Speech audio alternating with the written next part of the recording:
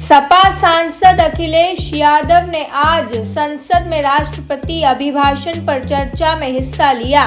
उन्होंने अपने भाषण की शुरुआत महाकुंभ भगदड़ से करते हुए उत्तर प्रदेश की योगी सरकार पर कई आरोप लगाए। इन आरोपों में एक आरोप यह भी था कि इस महाकुंभ में योगी सरकार ने सनातन परंपरा तोड़ी है।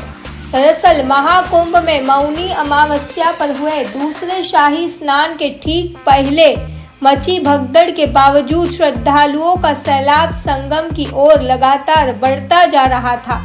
भीड़ को देखते हुए प्रशासन ने सभी अखाड़ों के शाही स्नान के शेड्यूल में बदलाव कर दिया था।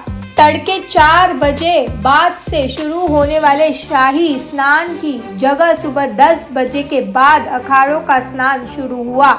अखिलेश यादव ने इसी आधार पर सदन में कहा कि यूपी सरकार ने पावन मुहूर्त के स्थान पर अपने मनमाने समय पर शाही स्नान का आदेश दे दिया।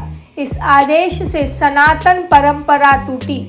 मौनी अमावस्या के दिन शुरुआत में तो अखाड़ों ने भीड़ को देखते हुए शाही स्नान रद्द करने का ऐलान किया था, लेकिन इसके बाद सांकेतिक तौर पर स्नान करने का फैसला लिया। यानी हर अखाड़े ने कम संख्या में जाते हुए अमृत स्नान किया। सदन में अखिलेश ने कहा, महाकुंभ में मरने वालों के सही आंकड़े सामने लाए जाए, जिम्मेदार लोगों पर घोर दंडात्मक कार्रवाई हो, जिन्होंने सच छिपाया उनको भी दंड दिया जाए। उन्होंने कहा, आंकड़े मिटाए क्यों गए? इस अपराध का दंड कौन भुगतेगा?